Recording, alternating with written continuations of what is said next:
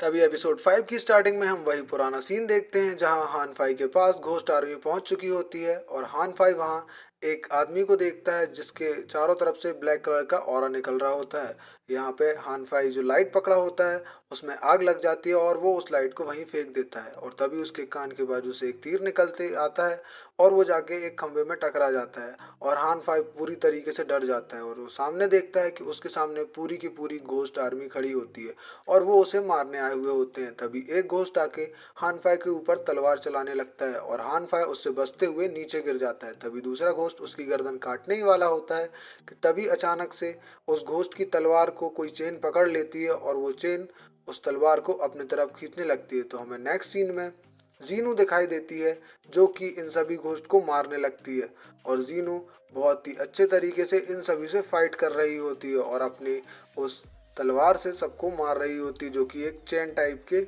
Item से बनी हुई होती है। और तभी ये दोनों खड़े हो जाते हैं और हानफाई जीनू से बोलता है कि तुम मुझे बचाने आ गई, मुझे पता था तुम ज़रूर आओगी। तो जीनू बोलती है कि तुम्हें इस सिचुएशन में मजाक सूझ रहा है, तुम इस सिचुएशन में भी मेरे साथ फ्लर्टिंग करने की कोशिश कर रहे हो जबकि हम इतने डेंजर में हैं।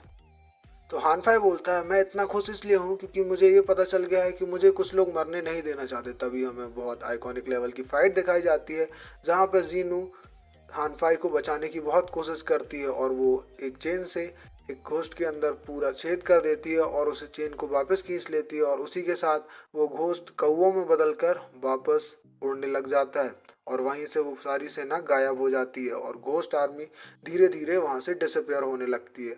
और तभी जीनू हानफाई को देखते हुए मुस्कुराती है और वो हानफाई की तरफ हाथ बढ़ाती है और उसे उठाने लगती है। हानफाई जीनी को एकदम गौर से देख रहा होता है कि आखिर कैसे इसके अंदर इतनी सारी स्किल्स हैं और वो मिस जीनू करके बोलने लगता है कि मिस जीनू आपने आखिर मेरी जान बचा ली, थैंक यू। और उसके बाद वो बोलता है कि आप इतनी ताकतवर हो गई यहाँ तक कि घोस्ट आर्मी तक आपसे डर गई, आप पर्पल लेडी की जगह कुछ और ही हो जो आपने अपने पास्ट के बारे में छुपा के रखा हुआ है। तो वो बोलती है कि मेरे पास्ट के बारे में जानना बहुत ही डेंजरस हो सकता है। उसके बाद हानफाई नोटिस करता है कि जब भी घोस्ट आर्मी अपेयर होती है तो वहाँ पर कौए के पंख पड़े हुए होते हैं और तभी हमें नेक्स्ट सीन में हानफाई दिखाया जाता है जो कि अपनी तलवार को वापस से उस बॉक्स से बाहर निकालने वाला होता है और देखते ही देखते उसके पास में जो लाइट रखी रहती है वो पूरी तरीके से बुझ जाती है। और तभी वहाँ पे जांग लियांग आ जाता है और बोलता है आप इतने डार्क अंधेरे में बैठकर क्या कर रहे हो। तो वो बोलता है मैं यहाँ पे एक रिपोर्ट देने आया हूँ आपको। तो हानफाई बोलता है क्या रिपोर्ट। तो बोलता है कि उन दोनों ब्रदर्स अंकल से मिलने के लिए अपॉइंटमेंट फिक्स हो गई और तभी हमें वो दोनों अंकल का सीन दिखाया जाता है जहाँ वो लोग जेल के अंदर जा रहे होते हैं और वहाँ के सभी कैदी चिल्ला रहे होते हैं कि प्लीज़ लॉर्ड हमें यहाँ से निकाल दीजिए, मेरी यहाँ आने की कोई गलती नहीं, हमें बचा लीजिए। तभी वो दोनों ये सीन देख के डर जाते हैं और हान फाई से बोलने लगते हैं कि आखिर तुमने हमें यहाँ क्यों लेके आया है। तो वो बोलता है कि मैं अब नया रूल मेकर हूँ हान स्टेट का, तो मैं इसलिए आप लोगों को यहाँ लेके आ चुका हूँ और मैं यहाँ आप लोग से पूछताछ करने के लिए आया हुआ हूँ, तो आप लोगों को यहीं पर कुछ दिन तक रहना होगा। तभी हमें नेक्स्ट सीन दिखाया जाता है जहाँ पे जांग लियांग बोलता है कि आपको अपनी सेहत का ध्यान रखना चाहिए हानफाई। तो हानफाई बोलता है कि मेरे ज़िंदगी में अगर लड़कियां और दारू नहीं होगी तो मेरा जीवन बेकार है, मैं इसके बिना कभी जिंदा नहीं रह सकता और इसके बिना मुझे लाइफ रिग्रेटेबल लगने लगेगी।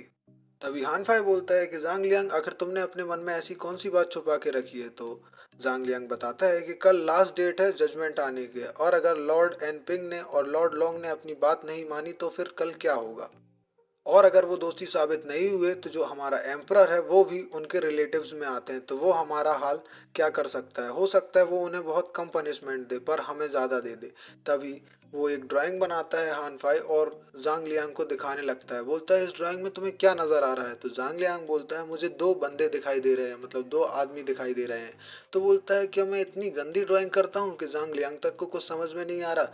तो फिर वो जांग लियांग को बताता है कि इनमें से एक लॉर्ड एनपिंग है और दूसरा लॉर्ड लॉन्ग है। तो वो बताता है कि मेरी ड्राइंग थोड़ी बहुत बेकार है, चलो मैं इसको और थोड़ा सीधा करता हूँ।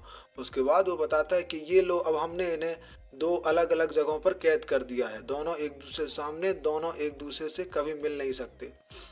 तभी हमें प्रिजन का सीन दिखाया जाता है जहां दोनों को अलग अलग कमरों में बंद किया होता है। ऐसा लगता है जैसे एक एक सिरे पे है तो दूसरा दूसरे सिरे पे है। अब वो लोग एक दूसरे को बात नहीं कर सकते और ना ही एक दूसरे की समझ से आंसर दे सकते हैं। कोई म्यूचुअल अंडरस्टैंडिंग अब उनके अंदर नहीं रह पाएगी। फिर हान फाई बोलता है कि उनके सामने एक और कंडीशन रखेंगे कि जिसने कन्फेस कर लिया कि प्रोविजन केस से वो रिलेटेड है तो उसको जिंदा छोड़ दिया जाएगा, और जिसने कन्फेस नहीं किया उसे हम मार देंगे। तो वो बोलता है कि मेरा आइडिया कैसा लगा, तो जांग लियांग बोलता है कि मुझे आपका आइडिया बहुत अच्छा लगा। तभी वहाँ एक सैनिक आता है। सैनिक कहता है कि लॉर्ड एनपिंग ने और लॉर्ड लॉन्ग ने आपके साथ बात करने को कहा है और वो कन्फेशन के लिए बिल्कुल तैयार हैं। तभी वो दोनों खुश होते हैं और जेल की तरफ जाने के लिए तैयार हो जाते हैं। वो लोग जैसे ही प्रिजन में पहुंचते हैं तो वहां पर सभी लोग उनकी तरफ भी चिल्ला रहे होते हैं कि हमें बाहर निकालो, और जैसे ही वो लोग लॉर्ड एनपिंग और लॉर्ड लॉन्ग के चैम्बर के सामने पहुंचते तो वहां पर वो लोग देखते कि वहां पर बहुत सारे क्रोज हैं जो कि उनकी तरफ उड़ के आ रहे होते हैं। ये सब देख के वो दोनों डर जाते हैं कि पक्का यहाँ पर कुछ ना कुछ गड़बड़ हुई है। और हमें नेक्स्ट सीन दिखाया जाता है जब सैनिक लॉर्ड एनपिंग के रूम के अंदर जाता है तो वहां पर वो सबसे पहले उनको चेक करने के लिए उनके शोल्डर पर हाथ रखता है, और जैसे ही वो उनके शोल्डर पर हाथ रख के उन्हें पीछे तरफ मोड़ता है तो हमें दिखाया जाता है कि लॉर्ड एनपिंग मर चुके हैं। उनकी बहुत ही बेरहमी से डेथ हो चुकी है। फिर वो लोग सोचते हैं कि कन्फेशन के कुछ देर पहले ही ये दोनों कैसे मारे गए। तभी हमें नेक्स्ट सीन में दिखाया जाता है कि हान फाई ने एक सुसाइड नोट लिया हुआ है जो लॉर्ड लॉन्ग का है, और वो बताते हैं कि मुझे घोस्ट आर्मी के रोज सपने आते थे। जब से हम लोग उनसे बच के आए हैं वो रोज रात को हम लोगों को डराया करते थे। इसी के चलते हुए मैं आप लोगों से माफ़ी मांगता हूँ कि मैं अब मरने जा रहा हूँ। और उस लेटर में ये भी लिखा रहता है कि जो हान एम्परर हैं उनको अपनी इन्वेस्टिगेशन चालू रखनी चाहिए।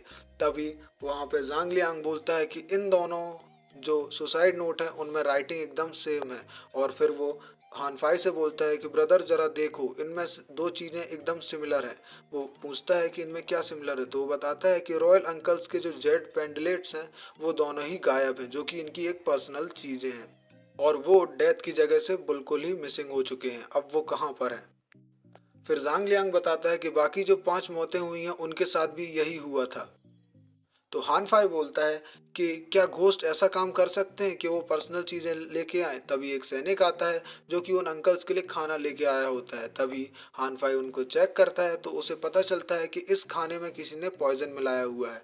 तो वो बोलता है कि अगर किसी घोस्ट को उसे मारना होता तो वो पॉइजन का यूज़ कभी नहीं करता, वो इन्हें ऐसे ही मार देता। यहाँ पर पक्का कोई और है। और यहीं पर एपिसोड 5 की एंडिंग होती है और हमें दिखाया जाता है कि आखिर हीरो को फिनिशिंग पॉइंट मिल चुका है।